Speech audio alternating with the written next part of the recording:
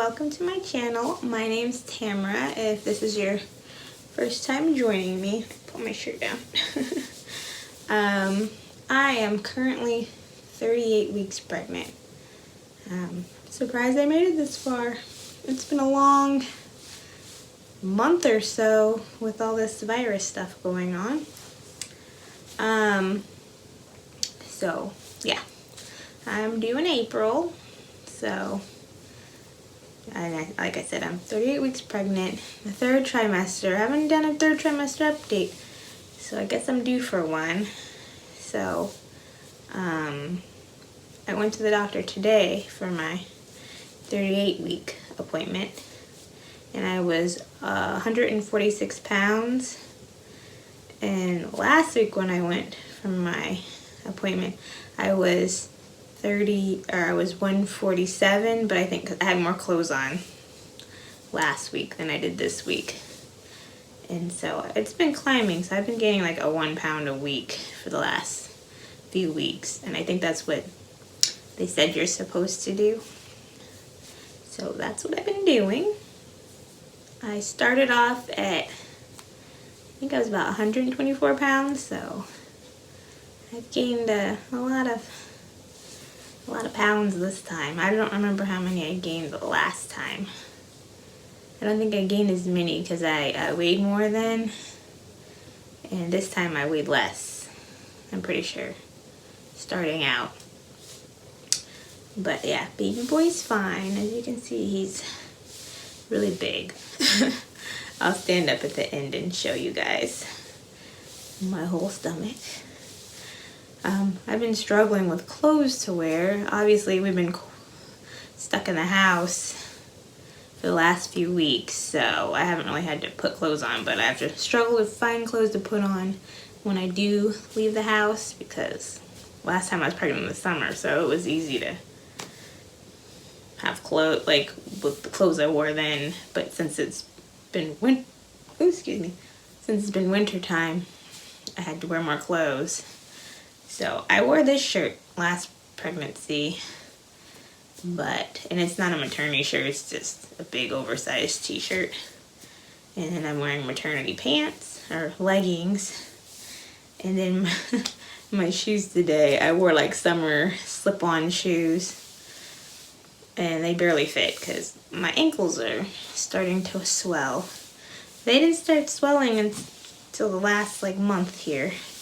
Unlike last pregnancy, I was pregnant in all summer, so they swelled up quick. But I just got away with wearing flip-flops all summer. Couldn't do that this time because it's cold here. I've been having a lot of Braxton Hicks still, and contractions have gotten like worse. And sleeping's horrible. Like, I've barely been sleeping between getting up, going to the bathroom, and it just hurting down there from like laying on my side. It always feels like my hips, they go out of place, and when it's time for me to get up, I feel like they like pop back into place as I'm sitting up every time. And like, I never had that happen last time.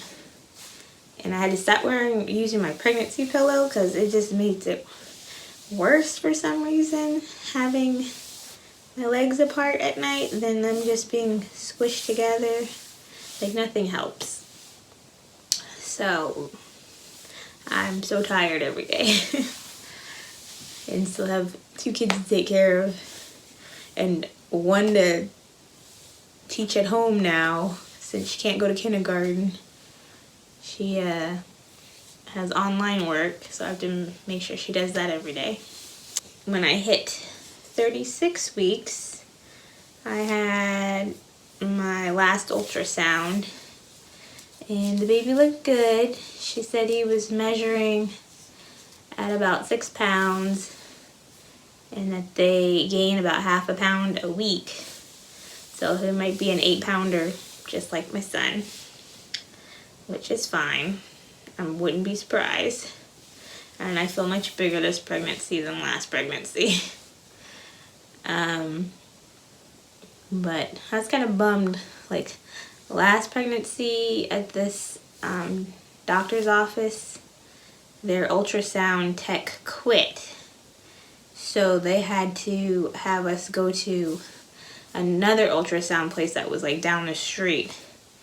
And that's all they did there. And they did like the ultrasounds that you pay for if you want to go have an ultrasound whenever you want. So when I went there, they sat with you for like 30 minutes doing all the measurements and stuff, and you got the like 3D, 4D pictures. And they didn't do that they didn't do it at the regular office. So I was kind of bummed I didn't get those like facial pictures like I did with my first pregnancy. But oh well, we get to see him in a couple weeks, so that's fine. Whatever. And the crappy thing about that was I fell the night before.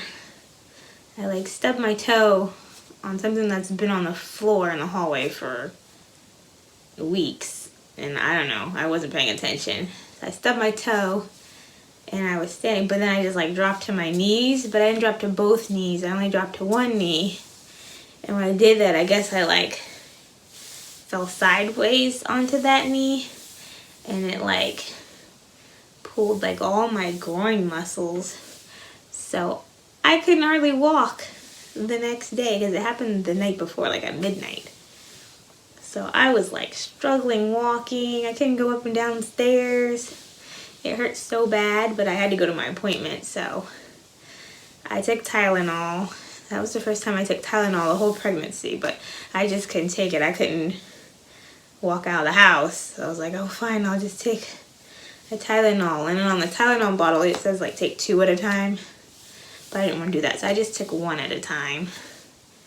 Just to take the edge of the hurting off. And I survived going there. And so that was that week. And because of the virus, like I had all these appointments scheduled out, and now my doctors keep calling me right before the appointments happen, like sometimes the day before, sometimes a couple days before. And they're like, oh, can you come in this time instead or earlier? Because I think they canceled a lot of other people's appointments that probably weren't pregnant, like routine appointments. They probably canceled theirs and asked those people to reschedule for months later, hoping that this virus goes away, you know. So whenever I go into the office, my once a week, sometimes I see I may see one patient. That's the most I've seen. Or I see nobody the whole time I'm there except for the doctor and the receptionist slash medical assistant, I guess she is. I don't know. She takes my blood pressure and she's at the front desk. And that's it. That's who so I'm glad they're taking that kind of precaution for us pregnant ladies. And then at 37 weeks, which was last week, I had my Strep B test done, a group Strep B test, and I passed that. My doctor told me I passed that today, which I don't even really, I don't know why they even made me take it since I'm having a C-section. It doesn't matter. But, yeah, I took it anyways. Guess I did it just in case you change your mind on having a C-section. Because they said I could change my mind on that. But nope, I'm set. I'm set on having a C-section. Even though I have a feeling maybe this time I could have the baby naturally, but I don't want to. And I want my tubes removed. Can't have my tubes removed if they don't have the C-section now, and I don't want to go back later and get it all done again. So that's my take on that. And it really sucks, you know, trying to have a baby during all this stuff going on in this world. Being stuck in the house. Can't be as active because, you know, I like to tell you, be active. It'll help you with your birth. But now, like, my activities have decreased being in the house all day. So I haven't been going to the grocery store. My husband's been doing the grocery trips for us to limit my exposure to people. And I stay home with the kids while he does that. The only time I go to the store is like after my appointments, because there's toilet paper shortage.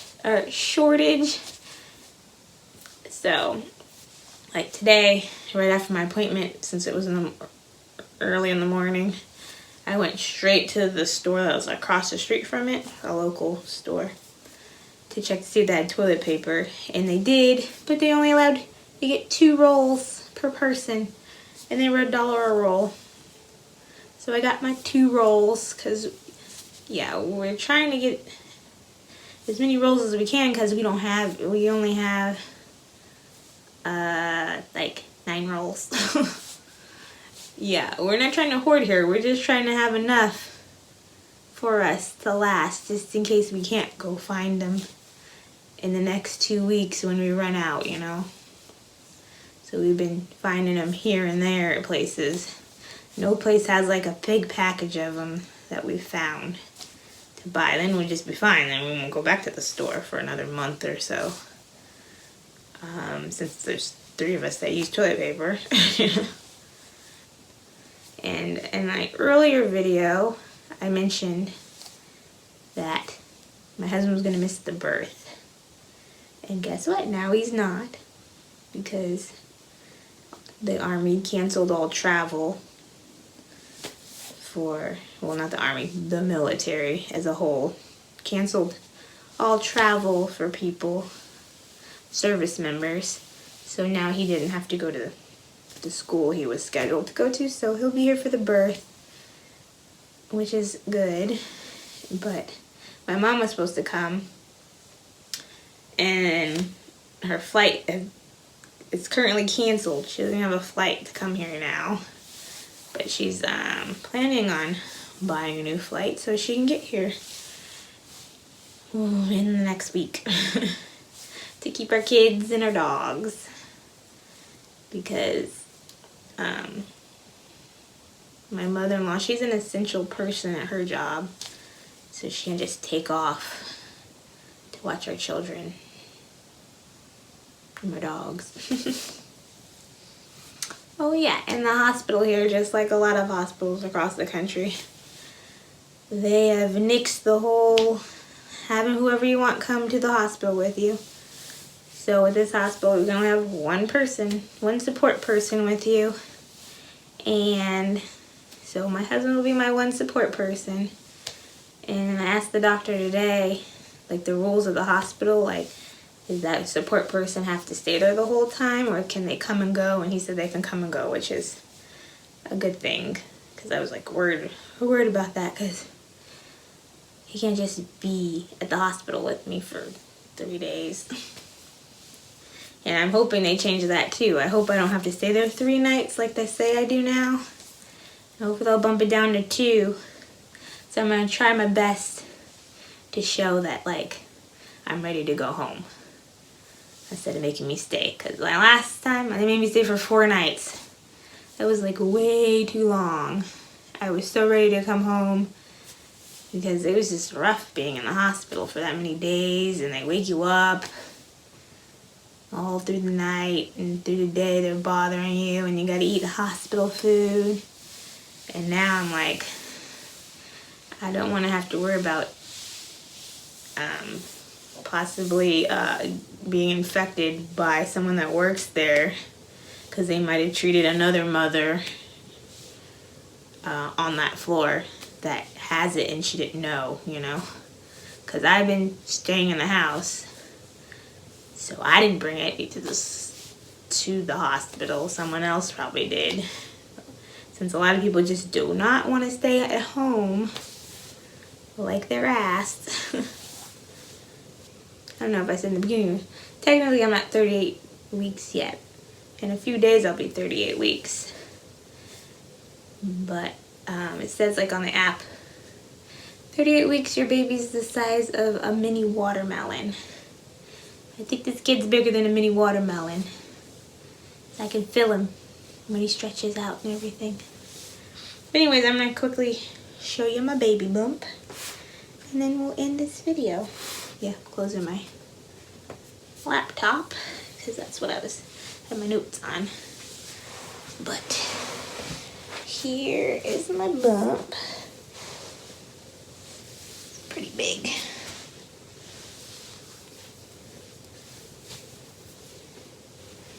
In my maternity leggings. Like the front, I look skinny, huh? That's what it looks like. You know, some people want to see like the whole thing. Yeah, I'm much bigger. And I got the line. I have no stretch marks. I didn't get any stretch marks.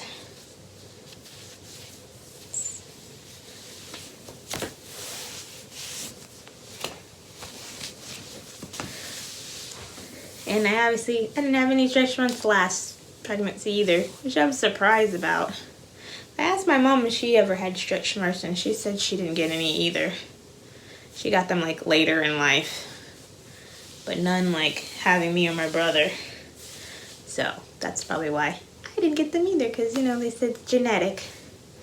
And I haven't been doing anything but putting, like, you know, the coconut, the Palmer's coconut, whatever, shea butter, whatever stuff they have for bellies, the massage kind on my stomach after every shower. And that's all I've been doing. And I guess it works. It stops the itching. Because at one point my stomach was so itchy from like the stretching. I put some lotion on it and it felt better. And yeah, that is it for this video. I might try to squeeze in a few more videos, but if not, who knows? The next video might be the baby's here. I don't know. I'll have to try to film some more videos in the next week or so, so you guys can see those. Anyways, I know this wasn't that eventful a video, but whatever. Thank you for watching. Please like and comment on this video, especially if you're pregnant during this time and due in April or even May, because who knows how long this whole thing's gonna stretch out. But it's rough being due in May during the middle of all this. And subscribe to my channel if you want to keep up with my journey of having my second baby. And yeah, I still need to do a hospital bag video, which I haven't done yet. I'm almost done with my hospital bag. I just had to make sure it all fits in there because I changed it up this time. But anyways, thanks for watching and have a good day. Bye.